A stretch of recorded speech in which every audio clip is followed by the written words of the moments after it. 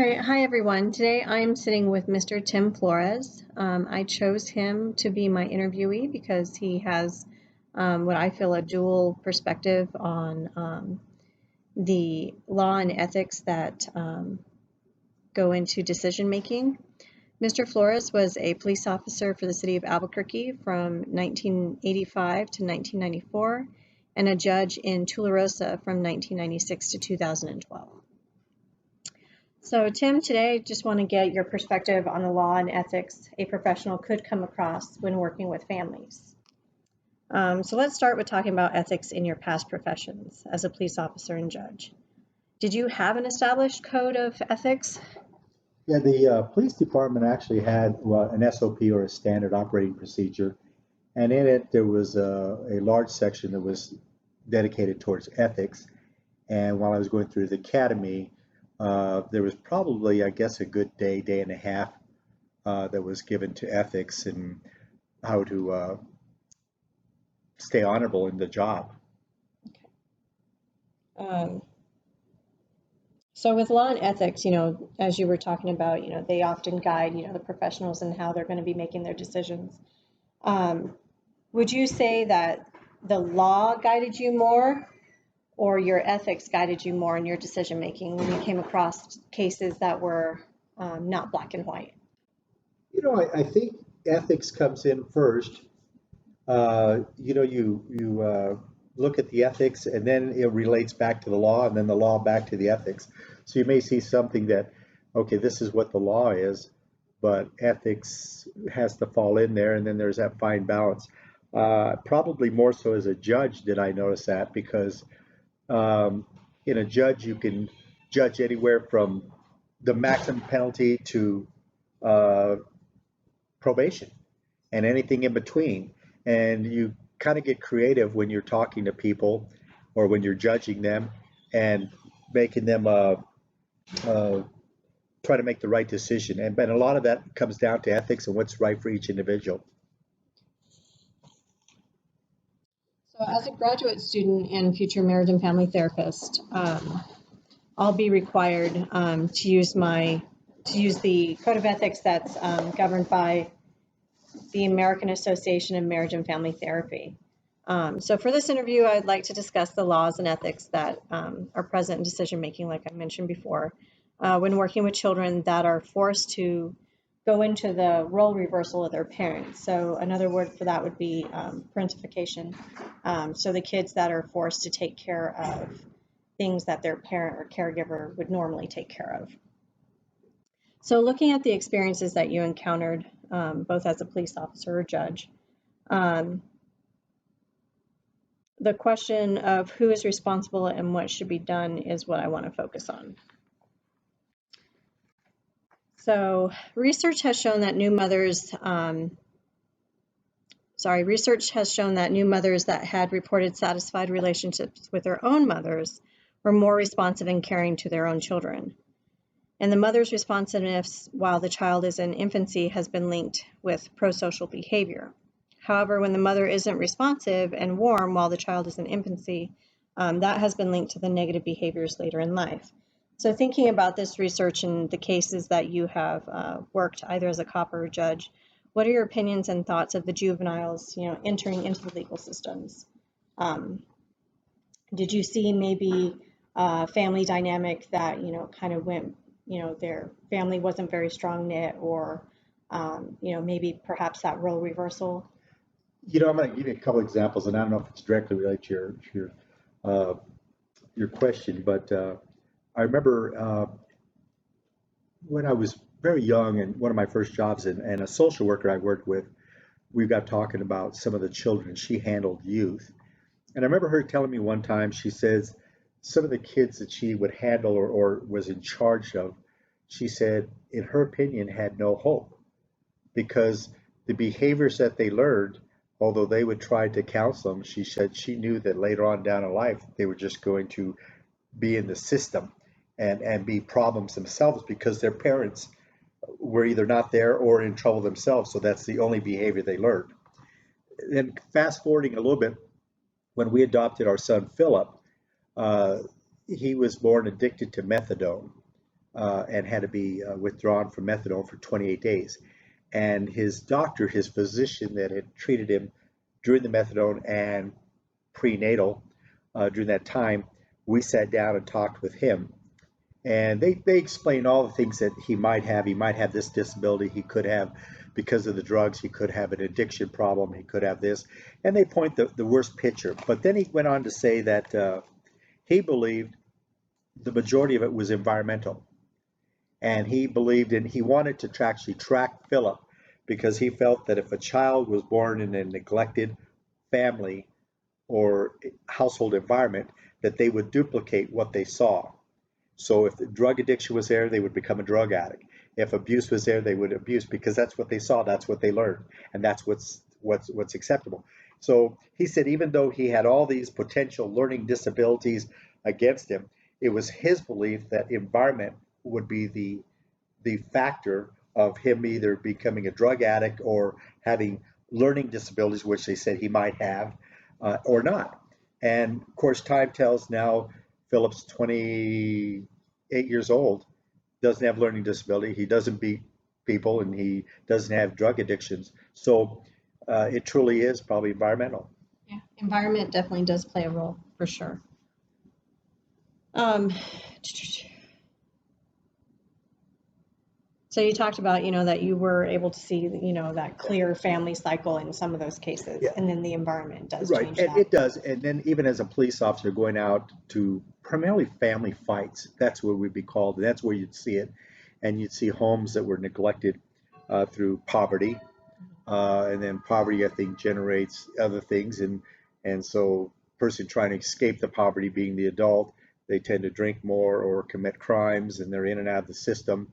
And consequently, the child, again, is learning what they see in the environment. And then socially, when they go to school and they see maybe children that have, or other siblings that have uh, whole families, and they don't, and they're kind of separated. And when they come to uh, school events and there's only a mom there or there's only a dad there, but there's never a mom and dad, I think it psychologically it has an effect on them.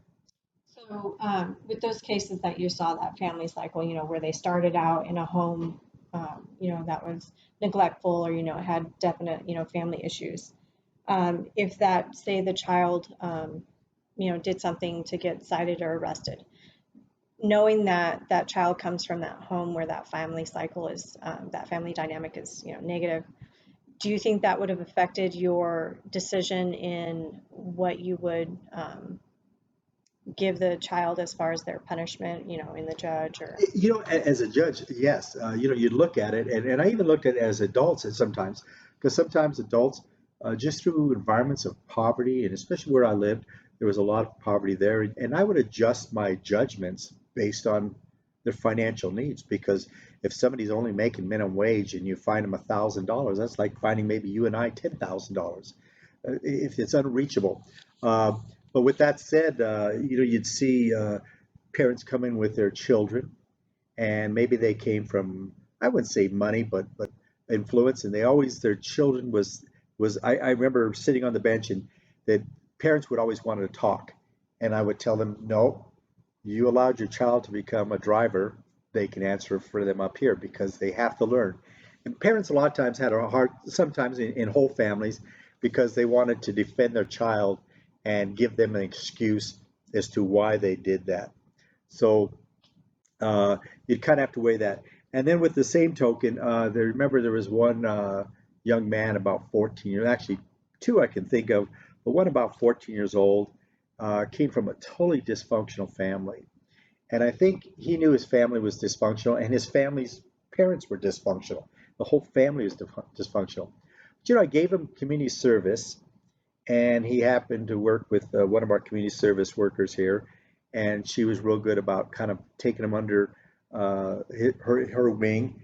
And he got out there, and as he did this community service of building parks or landscaping things, he started taking pride in what he did, and he became confident in what he did, and ultimately he became a honor roll student, and he came from really nothing. And was it a direct result of that first intervention? who knows? But I think when you start giving a child who has nothing at home and somebody's finally praising them, and I think that's what they needed. They just needed at home. They're not getting any of that.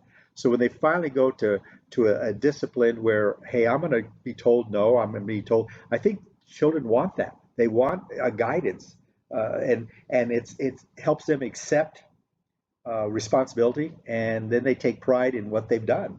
Another one that I gave community service for, he got into trouble, and I had him go volunteer at the fire department, and he worked over there at 14 years old as the fire department, and he's been our fire chief for the last 12 years. So he worked his way all the way up, and he started off as community service at the fire department. So, again, now I know he came from a good set of parents, but he got in trouble. He accepted responsibility, and then he actually found a love out of his community service. That's awesome. That's awesome. So I, briefly mentioned, the parentification of children, and how it's defined as, kind of that role reversal. So, again, most of the children who are in that role reversal are asked to do, tasks that they are not necessarily developmentally ready to take on. And an example of this that I think of is, those kids that you may see walking into, the Pickwick or the grocery store to pick up groceries, by themselves without their parents, or babysitting siblings, when they're not quite, old enough, maybe even driving, when they don't have a license. One of the things that I was curious about was how many kids actually come from that single parent family that have to take on those second parent roles. And what I found was that as of 2017, 34% of the children in the US were actually living in a single parent home. So, talking about, those tasks that they're asked to do, I wanted to talk about, kind of like a hypothetical situation. One parent home, working 2 jobs, no other family support. So it's just that single parent, 3 children, ages 10, 8, and 4. The 10-year-old is expected to care for the younger siblings while the parent works the dinner shift. So the child is tasked with making dinner, cleanup, bathing, and sleeping routines of the siblings. Thinking about the laws, and I'm not sure if you know exactly what the law says, but what does the law say about, that type of situation, the age limit, and I guess kind of thinking about, abandonment and neglect and all of that. Do you? Well, I think the law would probably require a 10-year-old to be older than what 10 would be to take care of. But does that happen? Yes.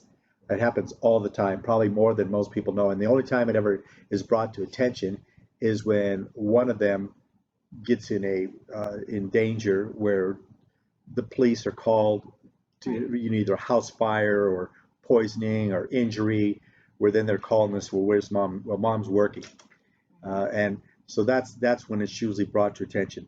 But kind of going back to where maybe just a little bit older, many times not many times, but several times as a police officer, I have 14-year-olds who were involved in mainly hit and runs because they were out picking up groceries, and mom said, here, go ahead and drive, because I drove at 14 or whatever, and they're just going to the store.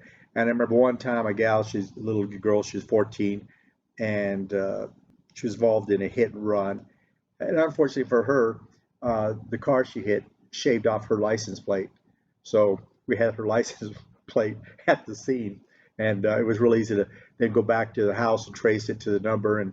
And sure enough, that was mom was at work, and she was having to go get groceries.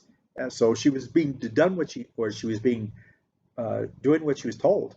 Right. And so in her mind and in her mom and dad's mind, that superseded the law. And then as a judge, you have to look at it sometimes. Well, yeah, they were breaking the law, but you have to survive, and here's the situation that they're dealt with. I mean, why isn't dad there? There's probably 100 reasons, but he isn't there. And mom's doing the best she can, and the system is only so good, and so were they doing that? And out here in the country, you see that really well, and that's kind of a rural area. You see it more often where kids are they just drive. So I think that kind of covered my question, you know. So in those situations, you kind of would maybe rely more on like your ethical thinking process as far as, you know, trying to decide who gets punished, you know. Is it the kid that did wrong, or is it the parent that did wrong, or is it both, or, you know, how much do you punish them, you know, because you don't want to It really is. hurt them later. It really is, because you sit there and a lot of times when kids would come in like that and you'd find out the situation, well, the child wasn't doing anything really wrong. I mean, by the law, yes, but the child was doing what they're told. The child's put in a situation. And that's when you'd kind of have to come down and hammer on the parents a little bit, you know, just like why do sometimes they drive without car seats today's world? And you know, I'd find out, so I always would have extra car seats in the courtroom or you know in the back, and they'd come in and instead of just giving them a ticket where they're paying a $165 fine, I'd go back and give them a car seat and waive the fine. Now we've solved the problem. They have a car seat, and you know, now if they get caught again, it's a different story, but at least we've tried to solve that problem. Because now you know that they have at least what they needed to not get into that situation Right. again. Yeah. So you kind of touched on, you know, the safety with the kids, which is, you know, one of the areas that I think, you know, definitely comes into play when you're, you know, trying to think about those kids that are parentified and, like you said, you know, just doing what the parents told them to do. But, you know, then knowing that, you know, I am doing something that's Right. against the law. So am I going to get in trouble? Who am I going to get in trouble with? So, Kind of going, and I'll just tell you a little story. You can figure out if it blends in anything. But you know, I had a young man, 15, 16 years old, and he was there. I think I can't even remember what initially he was coming to court for. But while he was outside the courtroom, uh, he was smoking, and he flipped his cigarette butt on the ground right there in front of an officer. And the officer says, "You need to pick that up and throw it in the trash." And the young man said, "I'm not picking it up, throwing it in the trash." And so the officer just cited him and marched him right into the courtroom. And they told the story, and I asked the young man, I said, "Why didn't you just pick up the trash?" He said, "Why should I?" So because of his attitude, and I fined him $500, which was the maximum I could fine him. And I couldn't put him in jail because he's a juvenile, but I fined him $500. And actually, I take that back. Fined him 500, and I said, "Or you can give me 10 hours of community service picking up litter." mhm. And I said, "If you do the 10 hours, I'll waive the $500. You won't owe nothing. Just do the 10 hours." And needless to say, he didn't do the 10 hours. And so that's, I guess, when I came in and I fined him the 500. He didn't pay the 500, so then it issued a warrant for his arrest. And he came into court again, and I held him in contempt, which was another $500. So it was now $1,000 fine. And he was, I guess, maybe 16 or 17, might have been 17. So he was about a year and a half from being 18. And I just told him, I said, "You know what?" I said, "Don't pay it if you don't want to." I said, "I'll wait till your 18th birthday." And I said, "My promise to you, on your 18th birthday, I'll issue you a warrant for your arrest, and you'll spend your first 90 days of your 18th birthday in jail paying off those fines in lieu of." Well, his mom then showed up for that one, and they paid the $1,000. And I always called it the $1,000 cigarette butt. But it could have all been avoided if number one, if the kid would have just picked up. So you wonder what at home was it so, because most kids, when you're caught, you know, or even as adults, you know, okay, I'll pick it up because I know I'm going to get, but he had no respect for anybody. Mhm. And so who knows what was happening at home. That's interesting. Yeah, I could see that. Yeah. Yeah, the home definitely, yeah. Especially, you know, even, you know, those homes that you think of are being perfect, you know, there are some homes where the kids are just, they don't have to do anything. They don't have to be accountable for any of No, their and I actions. think that was a situation where the mom just bailed him out. So, you know, was there two parents there? I don't know. Was there two parents that were so busy working that now this kid's alone by himself? And he's got the attitude, well, I'm just going to do because mom and dad are throwing money at him all the time. Right. And so just here you go entertain yourself. So he obviously had no conception of a $500 fine versus $1,000. I mean, I would have died. I would have definitely done 10 hours of community service. Absolutely. And, you know, That's a lot of money. Um, Going back to the safety, you had mentioned, kids driving and doing, hit and runs, and that was a big problem. I was kind of thinking of a situation where um,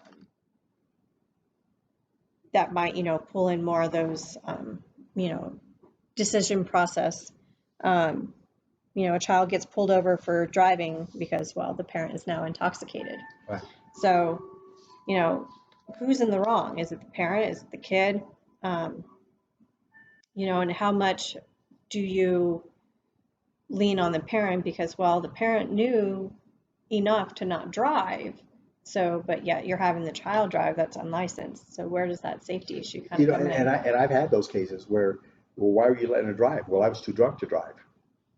So if I drove, then I would be out there. So it's better she drive because she knows how to drive, and then they'd get caught. And so you do. There's a fine decision there. Okay, so you've in those cases, I would never punish the child because to me, the child was put in a situation they never should have been put in, and really as a minor, they didn't have a choice. I mean, I'm not going to drive dad. Well, what does dad beat her? Does dad hit her? Does Right. dad, what, especially in a drunken state? Uh, and then there's that decision. Well, what can you do to a parent that has actually done that? Because that's not good parenting in any way, shape, or form. Number one, being drunk, and then so you wonder what's the dynamics in that household have totally broke down. I mean, Right. there's no guidance. Right. So, with that situation, I was kind of curious. I talked to somebody else and they mentioned, that the parent in a different case had been fined with neglect. So I was kind of curious because each, state has different definitions of their child abuse and neglect. So I looked it up, and the Child and Youth Family Department in New Mexico listed, different aspects of neglect. But the one that stuck out to me is parental inability to discharge their responsibilities to and for the child because of parental incarceration, hospitalization, physical or mental disorder, or, incapacitation. So, like you had said, in that example that you came across, you focused more on the parent because the child just didn't have that option of saying no. So, that kind of covers, um, which route you went. If you leaned more towards the law side, or if you leaned more towards the ethics side. Um, so now taking that same situation where the parent was obviously in the wrong because they were intoxicated, child driving gets pulled over. Well, the parent is now having, the child took over driving because the parent has a medical issue, started having a heart attack or started, having a stroke. So then what? So, I mean, how does that situation change your decision process? And again, I had those as a judge where they declared, and I said, when you were pulled over, did you tell the officer you had a medical emergency? And I can't ever remember where one of them said yes, to say I didn't tell them. They in court they're telling me because I think what has happened, but at the time they did not, because I said, well, if you declared a medical emergency, then he could have called an ambulance, he could have gotten you to your location, but the fact that you did not do that tells me that that was your excuse. And the worst part about that is you now have taught the child it's okay to lie because that's what they're learning. And again, it's a cycle that just tends to repeat itself. Unfortunately, when you have these situations where a family's dysfunctional, and I grew up with a friend of mine down the block, and his parents were on uh, welfare and assistance, and there was some alcohol abuse and some education issues, and they grew up with my friend grew up with an eighth grade education, and I remember running into him 20 years later, and he was working at a carnival and really just kind of on welfare himself, in public housing himself, had kids, and they were probably going to grow up just like he did. And again, it's just a cycle that how do you get out of that cycle? Is it through discipline? Is it through ethics, or do we punish them? And the incarceration works different with people. Uh, some people, they go in jail for 1 day or 2 days, and you've changed their life forever. They'll never go back there again. Other people can go to jail, and it may take 1 or 2 times before they change. And then there's other people that go to jail and they could care less. What are you going to put me in jail again? It's a way of life. And Right. there's probably saying too much here, but there was a class I took it, and it was called NORPS, which is a normal, ordinary, responsible person. And that's generally the majority of population, where a threat of a fine, a threat of jail straightens us out. We do what's right, we're corrected. And then you have the next category down that it does take that second time or third time before they may change. And then you have the other people that don't care. I mean, uh, and I think maybe that even falls inside a household where the police may come to a house one time for neglect, and the family will get their act together and change it and realize we're going the wrong direction. And there's another family that won't, that uh, they just Just are so in it. right. Yeah. The last area that I wanted to talk to you about kind of goes to, looking at the parent making or having the child do things that they shouldn't, kind of looking at that hierarchy of, families. Who's more important? Is the child's interest more important? Is the parent's interest more important?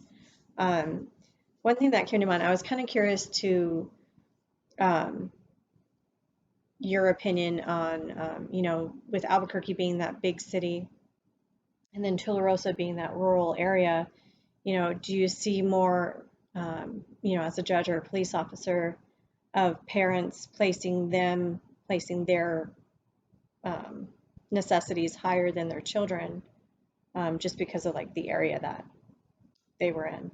Kind of a hard to ask, and the reason why is because Albuquerque is so big, and as a police officer, you're just going from call to call, and most of the times you never knew the people, or you would never go back a second time. I mean, you would. We're in a smaller town. They're your neighbor. They know you know who they are.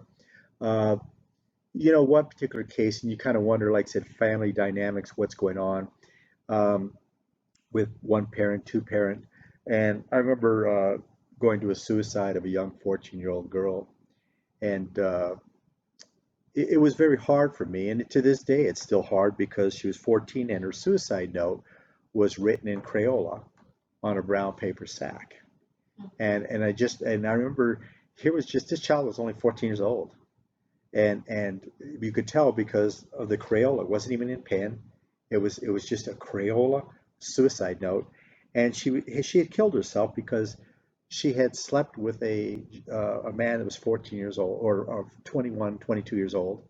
And of course, after he slept with her, he probably realized I should be with a 14-year-old, and so he dumps her.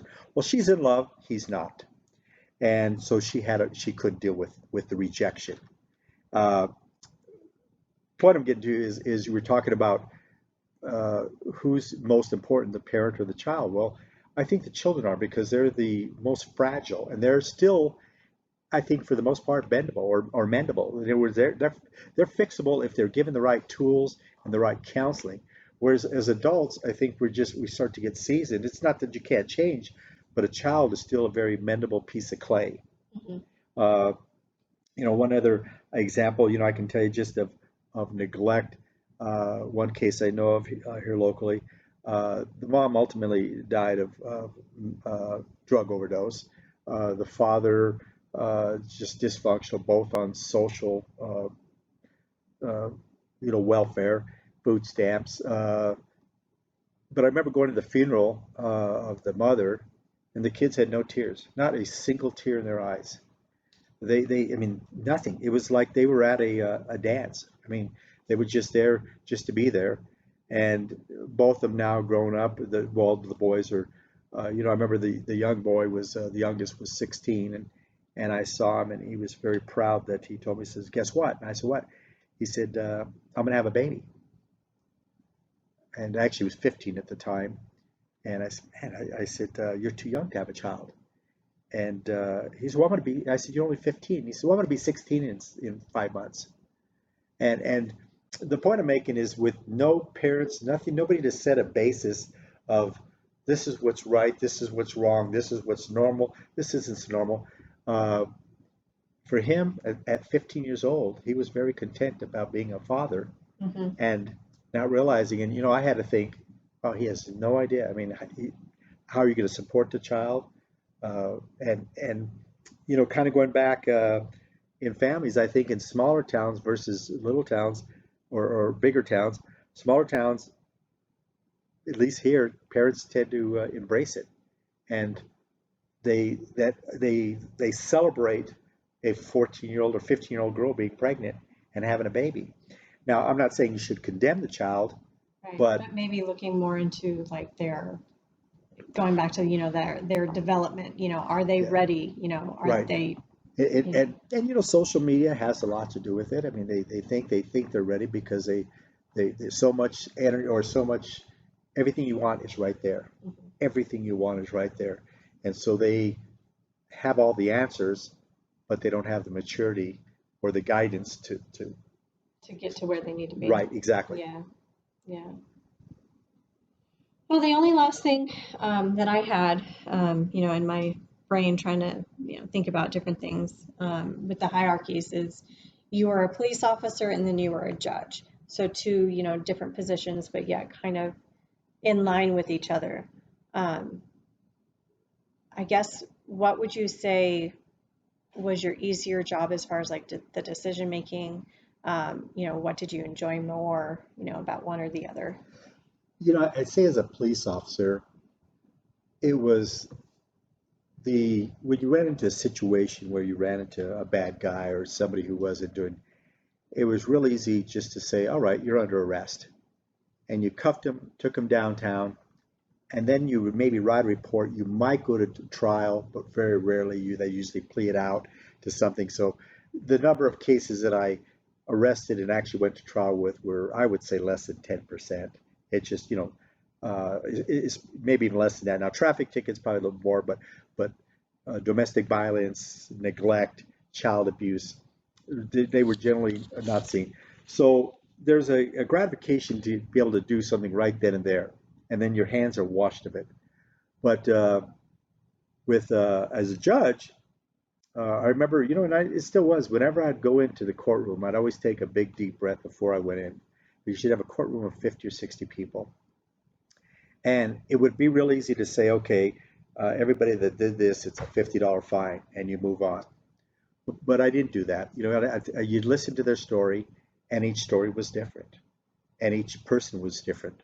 You look at again financial. You look at how they were dressed, and I know my uh, daughter. She did an interview with me one time, and she said, "Does a person's attitude affect how you judge them?" And I said, "Absolutely." And I said, "If a judge tells you different, he's lying, because when you look at the person and you look at how they're dressed, and what their demeanor is, and what their attitude is, it dictates how you render down a judgment. It does. So you look at those, and I know there was probably people in the courtroom say, "Wait a minute, I want that deal that he got," but that person didn't warrant that same sentence, Right. and so being a judge was a lot better. It was more gratifying because I really did have a good network of systems with community service, and there was such a broad spectrum of being able to uh, sentence them. And some people you'd put in jail, and because they just didn't learn, and jail was uh, costly to them and in time. And some people didn't care if they went to jail, and those who'd kind of learn that, well, nothing I can do about that. You can't fix everybody. So as a judge, I guess more tails on to you where you remember things, and when they come back in front of you, you wonder, well, was I not harsh enough, or was I too harsh?